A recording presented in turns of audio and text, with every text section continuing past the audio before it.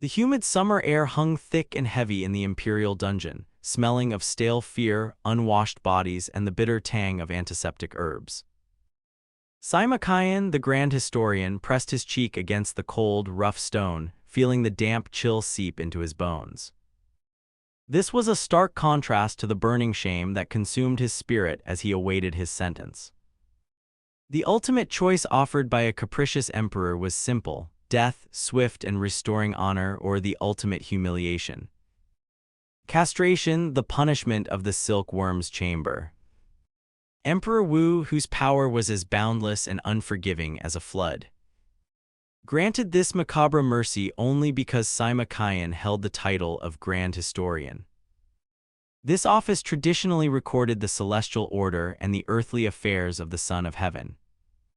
Now Sima Qian was stripped of all dignity, save for the thin thread connecting him to his late father's legacy, the unfinished history.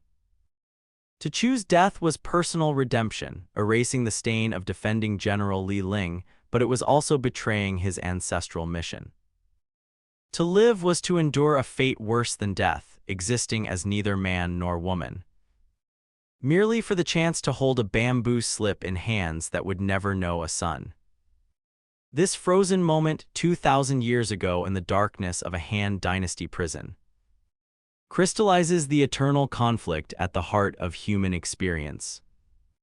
It echoes the universal question through every court and private ambition: what does power truly demand of the human soul? Does it expose our basest instincts, the greed and cowardice, or can a higher purpose transform suffering into immortal insight? Sima Qian's survival, his decision to trade his manhood for the mandate to write, became the forge upon which he hammered out the records of the Grand Historian, a monumental work on human nature itself. The world Sima Qian inhabited was defined by stark, overwhelming authority. Picture the capital city of Chang'an, a massive, meticulously planned grid stretching across the plain. This symbolized the emperor's absolute control over the cosmos and the earth. Visually, the court of Emperor Wu was a spectacle of overwhelming material wealth, where silks shimmered with complex dyes and gold lacquer gleamed. The sheer scale of the palaces spoke to a centralized power unparalleled in the known world. However, beneath this veneer of order lay an ecosystem of profound and volatile instability. Auditorially, the court was a cacophony of carefully managed sounds: the rustle of official robes, the soft, practiced voices of ministers, and the distant drumbeats marking the long night watch. Most chillingly, a sudden, absolute silence would descend whenever the emperor's mood shifted, signaling fatal displeasure. The olfactory experience of the court was a complex tapestry of incense and expensive perfumes masking underlying mortality. This was a realm where survival depended entirely upon reading the subtle textures of power. The abstract concept of power was physically manifested in the constant tension in the air and the sharp, metallic tang of fear that never quite dissipated. Sima Qian, as the Grand Historian, also known as the Taishiling, was positioned at the confluence of ritual, astronomy, and political reality. His father, Sima Tan, had been the initial custodian of charting the entire course of Chinese civilization. This was an intergenerational task, an almost sacred contract passed down from father to son. The purpose of this history transcended mere chronology. It was meant to be the language of one school, a comprehensive philosophical synthesis of humanity's journey. This colossal undertaking demanded an unwavering moral compass. That very compass led Sima Qian to doom when he risked his life defending General Li Ling, who was forced to surrender to the Xiang.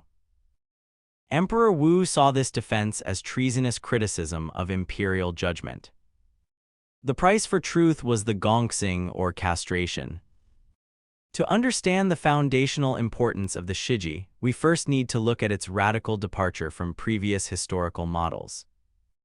Before Sima Qian, historical record-keeping followed the chronological method, known as Qian-ti. This approach orders events strictly by the passage of time, prioritizing the linear march of the state and its central authority. It treats history as a unified stream flowing toward the present ruler.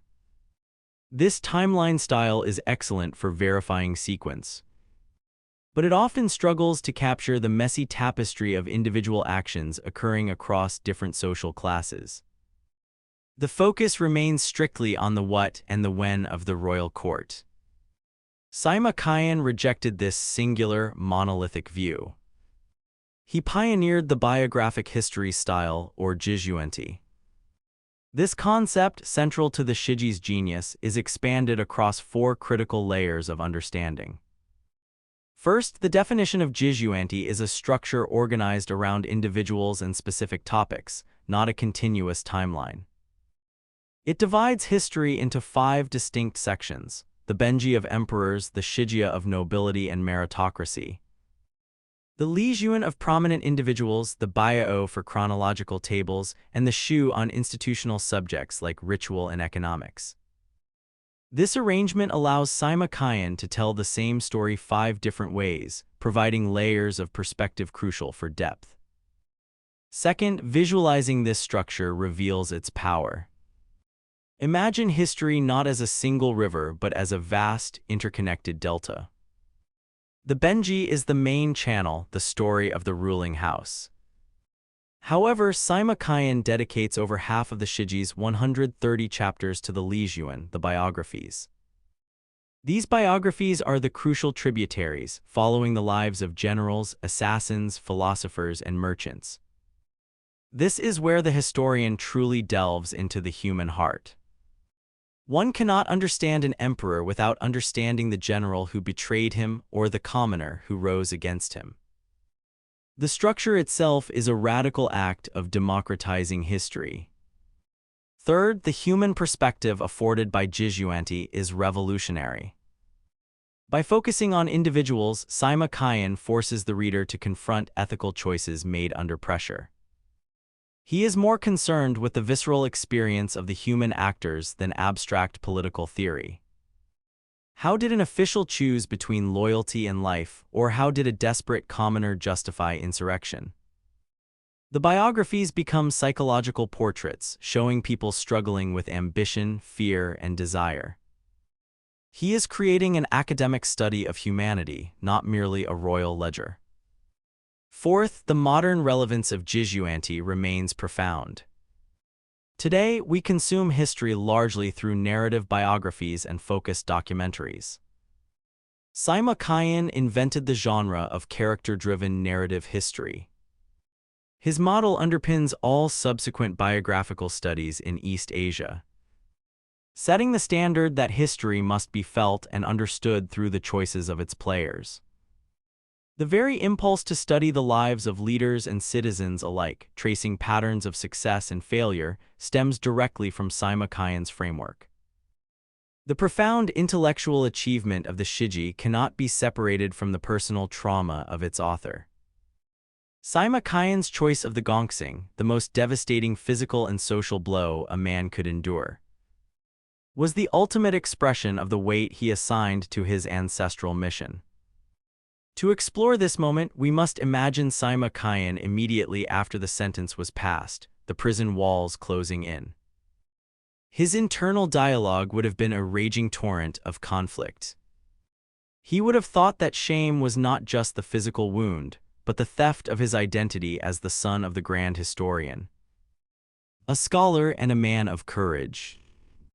Death is honorable and clean, the grave welcoming a patriot who spoke for General Li Ling. But then, the counterargument, the voice of the Shiji itself, would intrude, asking who would finish the work. He would recall his father placing his dying hand in his, weeping for the unfinished mandate. To die now would make his life a footnote. To live in shame was to make history a monument. The ink on the bamboo slips is the only thing that lasts, and his suffering is merely the grit that sharpens the blade of his pen. This internal negotiation, the war between personal honor and historical duty, was the crucible forging his moral authority. By accepting ultimate dishonor, Sima Qian gained the profound psychological authority to judge the ambitions and cruelties of others. He knew the true cost of power, having paid an unimaginable price simply for challenging imperial judgment. His suffering granted him a unique perspective on the central theme of the Shiji, how power dictates the human condition. Sima Qian observed the cyclical nature of rule, noting that the pursuit of power often starts with high ideals but inevitably descends into avarice, deceit, and violence. Let us consider the concept of power as explored in the Shiji.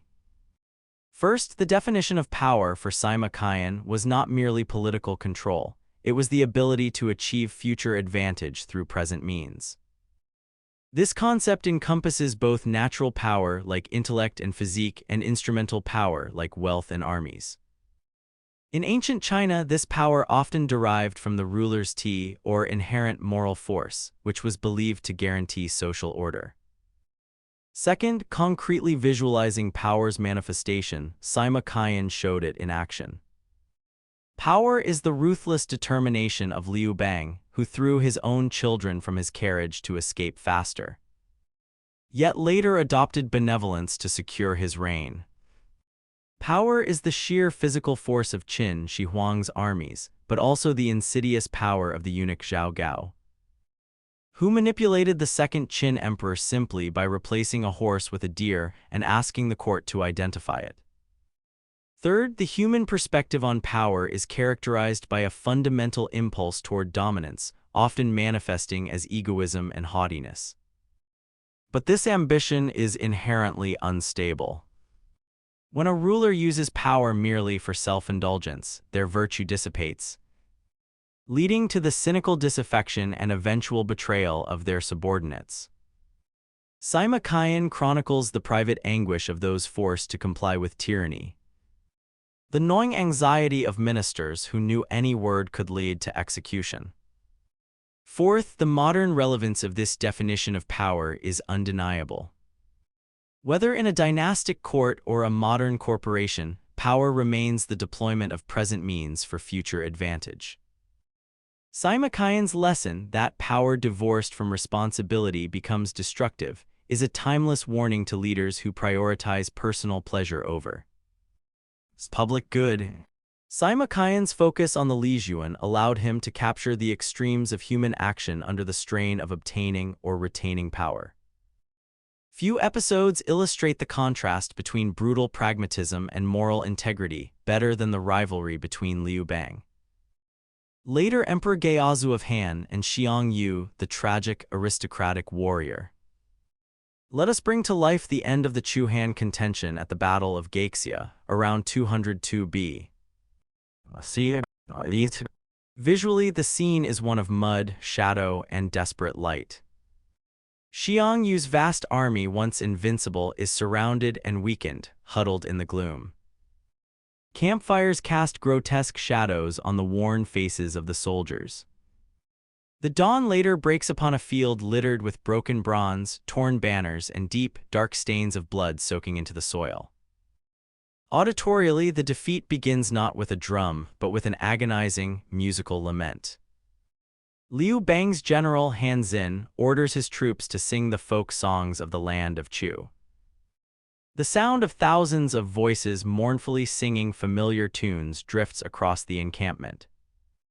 This sound shatters the will, convincing the soldiers that their homeland has already fallen. The soft, sorrowful melodies are punctuated by the clatter of men deserting their posts, slipping away into the night, their loyalty overcome by homesickness. The smell is thick with defeat, the stench of unwashed fear, the metallic odor of old wounds, the sour smell of meager rations, and the overwhelming, smoky scent of spent wood fires. The touch of the final moments is rough and cold, the feel of the sword hilt slippery with sweat, the abrasive texture of the dry earth against Xiang Yu's cheek as he realizes his doom. It is the numb feeling of his beloved concubine, Yu Jai, taking her own life rather than becoming a burden. The ultimate defeat is felt in the cold, empty void where fierce pride once resided. Sima Qian, in his record, highlights the contrast between these two leaders. Xiang Yu, the passionate warrior, succumbs to the emotional weight of his predicament. Liu Bang, on the other hand, is the quintessential Sima Qian subject, a man of questionable character. Often cowardly and deceitful, yet possessing an uncanny ability to judge and utilize talent. Sima Qian's assessment of Liu Bang is that he was judged by some as a majestic man, yet his portrait revealed him to be like a beautiful woman. This ambiguity is Sima Qian's genius. He does not provide a simple verdict of good or evil. He presents the functional human being who succeeds in the brutal game of power. This brings us to multiple perspectives on the rise of the Han Dynasty. From the participants' perspective, Liu Bang's actions were justifiable means to secure stability after the brutal, short-lived tyranny of the Qin. His pragmatism and tactical ruthlessness were simply necessary for victory and long-term peace. From the observer's perspective, a contemporary scholar would have seen the Han rise as a chaotic, terrifying transition. They would have been relieved to see the rejection of Qin's severity, yet deeply disturbed by the moral failings of Liu Bang and his court. The abandonment of family and the cynicism that permeated the administration. This perspective is one of wary optimism for the new system based partially on Confucian virtue. From the historical perspective, Sima Qian's view looking backward is that the Han Dynasty's founding demonstrates power is not won by the most virtuous, but by the most resilient and adaptive. Liu Bang was capable of great deception, yet he possessed the key quality needed for longevity: the ability to recognize his own limitations and surround himself with brilliant advisors. Sima Qian illustrates that moral purity is often destroyed by power, but moral flexibility can secure it. The structural element tying together moral failures and political success is betrayal, a core theme in the Shiji. Betrayal is the ultimate test of human loyalty against self-preservation. And Sima Qian records countless instances of individuals sacrificing trust for advantage. Let us analyze the dynamic of betrayal in the context of power. The root cause is the immoderate desire for glory, office, or wealth. As Sima Qian noted, many human endeavors are motivated by the urge to possess more. This insatiable desire creates instability because individual self-interest will always supersede group loyalty. This egoism is the deep rot. The immediate trigger for betrayal is often a sudden threat or opportunity. A moment when the bond of trust becomes an obstacle to survival or massive gain. For Sima Qian, the trigger was the threat of execution for defending Li Ling. This moment forces a stark binary choice: integrity and death or faithlessness and gain. The short-term effects include the achievement of the desired outcome, survival, or wealth. However, Sima Qian's insight is that this act breaks the essential social contract, the bond of faith that holds society together. The betrayal creates deep horror and cynicism, weakening the entire fabric of the court. The long-term result of widespread faithlessness is the collapse of stability, as a court built on betrayal cannibalizes its own strength. Sima Qian's role through the Shiji was to deliver the ultimate long-term result: historical condemnation. He ensures that even if the betrayer lived in luxury, their name is forever etched in infamy, judged by subsequent generations. The historian's judgment is the final, inescapable price of selfish power. Sima Qian's investigation into the moral architecture of the state extended to the institutional weaknesses that lead to inevitable dynastic decay. This forms the basis of his implicit dynastic cycle theory, relying heavily on the decline of what some call group feeling or asabia. Let us expand on the concept of the dynastic cycle. Defining the cycle, we start with the observation that a dynasty has a lifespan characterized by birth, vitality, prosperity, sickness, and death. It begins with the rough, desert-born qualities of the conquerors, frugal, united by intense group loyalty. To visualize this process, imagine the court's transition over centuries. The early court smells of leather and sweat, signs of a military culture focused on conquest. The later court, 2 generations removed, smells of expensive oils and excess. The visual changes from stark camps to sprawling, overly ornate palaces. The simple food of the founder's table becomes the elaborate, wasteful banquets of the successor. The human perspective during the cycle shift is crucial. The founding generation prized merit earned through combat. Their descendants, raised in luxury, lose that rugged vitality. They become dependent on bureaucracy and administration. The focus shifts from securing borders to securing personal wealth through corruption. The original group feeling erodes as shared struggle is forgotten and replaced by internal squabbling and paranoia. The ruling class becomes soft, easily frightened, and incapable of enduring hardship. The modern relevance here is striking.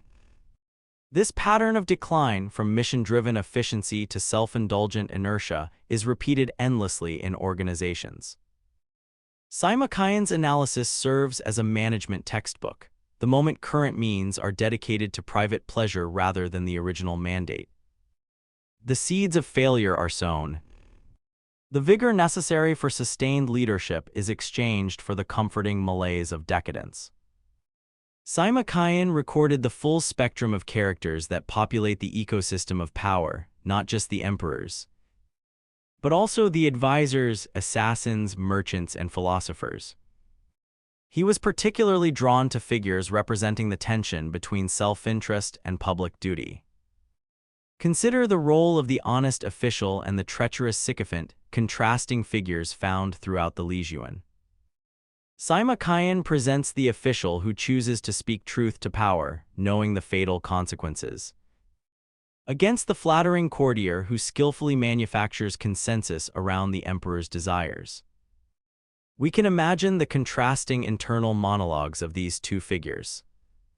The honest official, walking toward the emperor's chambers, knowing the counsel he carries will be unwelcome, would think that the truth burns in his gut. He could frame the report softly, surviving another season. But if he permitted the current course, thousands would die, weakening the dynasty. He would choose the immediate peril of the emperor's rage over the eternal judgment of history, stating the facts clearly without apology. The treacherous sycophant, observing the honest official's fate, would think that the fool believes the emperor rewards honesty, when in fact the emperor rewards comfort and affirmation. The sycophant's duty is to the preservation of his own influence, which benefits his family. He would simply tell the emperor what he wishes to hear, praising his foresight. The general's mistake was thinking the emperor wanted a mirror; he wants a gilded tapestry. Integrity is the official's weakness, calculated flattery is the sycophant's strength. Sima Qian ensures that the biography of the honest official, though often tragic, is infused with dignity and moral weight. Meanwhile, the sycophant, though succeeding politically, is characterized by hollow ambition and moral corruption. This dual presentation demonstrates Sima Qian's conviction that the historian's record is the final, incorruptible judge. Sima Qian's investigation into the moral architecture of the state constantly returns to the tension between the pursuit of Ren, benevolence, and the reality of Li, self-interest. Let us expand on this ethical distinction. The definition of Ren is rooted in Confucian ideals, humanity, and righteousness. Li is the raw, self-serving pursuit of personal advantage and wealth. Sima Qian shows that while many rulers pay lip service to Ren, their operational decisions are overwhelmingly driven by Li. To visualize this tension, imagine a ruler who commissions grand public works in the name of honoring heaven, but forces commoners into endless, unpaid labor under threat of death. The surface appears virtuous, but the operational reality is exploitation. The visual is the magnificent palace rising from the earth, juxtaposed with the exhausted bodies of the laborers who built it. From the human perspective, the character who chooses Ren, risking their life to alleviate suffering, is the figure Sima Qian admires even if they fail politically. The person who chooses Li, justifying corruption as survival, is the subject of clinical dissection. Sima Qian understands the temptation of Li but elevates the few who resist it. In the modern context, this is the debate over corporate social responsibility versus shareholder value. Sima Qian's history argues that the long-term viability of any system is undermined when the pursuit of Li completely overwhelms Ren. Sima Qian's methodology was groundbreaking not just in structure, but in its use of evidence. Archaeological evidence confirms the remarkable accuracy of some of his ancient accounts, like those concerning the kings of the Yin Dynasty. This demonstrates his dedication to fact-gathering across the ancient realm. However, the data also raises questions about the reliability of highly detailed accounts, like the plotting of the Sand Dune conspiracy, which is recounted with intricate dialogues like a novel. This is the central controversy of Sima Qian's historical ethic, the tension between factual record and narrative interpretation. Let us look at multiple perspectives on this issue of historical truth. From Sima Qian's perspective, the inclusion of dialogue and vivid scenes was necessary to achieve his goal of human inquiry. He was performing an act of narrative resurrection. To understand why Zhao Gao and Li Si acted as they did after the first emperor's death, one needs to hear their fear and their plotting. If the specific words were not precisely those spoken, the spirit of the transaction, the psychology of the moment, was essential to the history's profound truth. From the critical scholar's perspective, this blending introduces a subjective filter. The historian's own experiences, especially his suffering in prison, must have colored his narrative. The Shiji is as much a reflection of Sima Qian's ethical commitments as it is a record of objective events. Scholars argue that novel-like accounts must be viewed cautiously, as they reveal more about Sima Qian's style than the precise actions of long-dead people. From the modern reader's perspective, Sima Qian's method is what makes the Shiji a living text. Lu Xun praised it, calling the Shiji a superb song, a rhymeless poem by the historian. Its enduring power lies in its capacity to make the past feel immediate and psychologically plausible. We gain human understanding, which fulfills Sima Qian's mandate. The historian's job, according to Sima Qian, was to show the path of events, the underlying patterns of cause and consequence. The most damaging pattern he identified was the abuse of trust through fraud and deceit, arguing such acts are more deplorable than pure violence. Let us expand on this ethical distinction. Defining the terms, Sima Qian understood violence as the application of physical force. Fraud, however, is the betrayal of trust, the breaking of the natural bond of faith that connects people. Fraud is uniquely human in its complexity, relying on manipulation, which Sima Qian found especially reprehensible because it corrupts the soul. To visualize the difference, imagine two acts of malice. Violence is the loud, brutal crash of a siege engine against a city wall. Fraud is the quiet, hidden worm that eats away at the foundation of the wall, causing it to crumble silently when the moment of truth arrives. One brings immediate pain, the other, total systemic collapse through loss of integrity. The human experience of fraud leaves the victim feeling foolish and betrayed, questioning their own judgment, resulting in a profound and corrosive psychological injury. The pain is existential. In modern relevance, Sima Qian's insight remains relevant to how we classify political and corporate crime. We often condemn physical violence, but systemic fraud can destabilize an economy or destroy institutions more effectively. Sima Qian teaches that the highest form of malice is the calculated destruction of trust. Sima Qian's most agonizing context was his survival under the shadow of Emperor Wu. His choice to live was a pragmatic rejection of romantic heroism in favor of the quiet heroism of the scholar.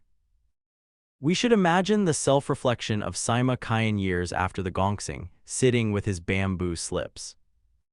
He would have thought that they call him less than a man, whispering of his shame. But he saw the arrogant generals, the gluttonous officials, and the fearful emperor, realizing he wielded the true power. Their power was temporary, lasting only the span of their breath. His power, built from the histories of 5,000 years, was boundless. When the Han Dynasty is dust, his words will still be read. He traded the fleeting power of the body for the eternal power of the record. This internal transformation, accepting utter humiliation as the price for immortal work, is the testament to the human spirit Sima Qian sought to celebrate. His adversity was the essential, refining fire. The impact of the Shiji on history and culture is staggering, extending far beyond the Han Dynasty. Let us examine the long-term consequences. The immediate impact was the preservation of wisdom around 91 B. Sima Qian preserved vast swaths of ancient Chinese history from the Yin and Zhou dynasties onward. Information that might otherwise have been lost to purges. The sheer volume represented a single-handed act of cultural preservation. The broad impact was the historiographical revolution. The Jizhuan-ti structure became the standard and model for all subsequent East Asian historical writing. This historical DNA was passed to other nations. For instance, the foundational Korean history clearly follows Sima Qian's structural principles. He didn't just write a history, he invented the way history was written for 2 millennia. The sustained evolution of the Shiji lies in its literary merit, its sharp character studies, and its moral intensity. Sima Qian's narratives became the source for countless proverbs and classical allusions. His work is a fountain of culture and wisdom. The inclusion of the Grand Historian Says section allowed Sima Qian's moral voice to offer a personal philosophical summation of the events he had chronicled. Now let us consider the contemporary relevance of Sima Qian's work, contextualizing it in everyday life. How do the principles of power, ambition, and betrayal observed in Emperor Wu's court manifest today in our world? The modern relevance is profound, offering a timeless framework for analyzing leadership and ethical failure. Consider the superiority complex that Sima Qian observed in fading dynasties. In a modern corporate setting, this pattern repeats when a successful startup begins to fail. In the beginning, there is the desert mentality, frugality, and unified purpose. But once prosperity arrives, the focus shifts to internal luxury, massive salaries, and extravagant offices. The current leadership, secure in their position, no longer tolerates dissent but instead demands sycophantic affirmation. Sima Qian's framework explains why this decline is inevitable. The new employees, raised in luxury, lack the vital hunger of the founders. They prioritize their personal wealth over the company's mission. When a crisis hits, there is no underlying loyalty left, only cynicism. Internal politics become dominated by those skilled in manipulating rumors, just as Sima Qian described the palace struggles of the Han Dynasty. The betrayal Sima Qian documented finds its mirror in modern life. The executive who leaks damaging information about a rival to secure a promotion is the modern version of the official who denounced a colleague for ambition's sake. The mechanism is identical, leveraging private knowledge to gain coercive power over a competitor, prioritizing personal gain over the collective bond of trust. Furthermore, Sima Qian's focus on self-reflection and the pursuit of virtue offers a counter-narrative to the relentless pursuit of self-interest. Confucius emphasized self-cultivation, reflecting 3 times daily on loyalty, trustworthiness, and living up to stated values. Imagine this practice in a modern commuter's life. A young professional reviews their day not for productivity metrics, but for moral accountability. They must confront the honest motives behind their actions, the internal war between benevolence and self-interest. This calls for scrutinizing the subtle frauds we commit daily. Sima Qian's history teaches that true power, the power that commands respect, is earned through relentless, private self-correction. The highest level of critical thinking, as his work demonstrates, is self-reflection. Without it, ambition becomes hubris and power becomes tyranny. The legacy of Sima Qian is a testament to the fact that brutal historical circumstances can be transformed into profound, lasting truth. His survival, his broken body serving his unbreakable spirit, symbolizes the historian's ultimate mission. He sought to write a history that would reveal the immutable patterns of human behavior when subjected to the stress of power. The enduring question Sima Qian leaves us with is deeply philosophical. If power is guaranteed to expose and amplify flaws in human nature, is the purpose of history simply to record the inevitability of failure? Or does the very act of meticulous recording offer humanity a chance at moral elevation? This question, forged in the shame of a dungeon, continues to challenge every generation. What price is truly worth paying for the integrity of the historical record? And what does the mirror of the past reveal about the virtue or corruption latent within our own hearts right now?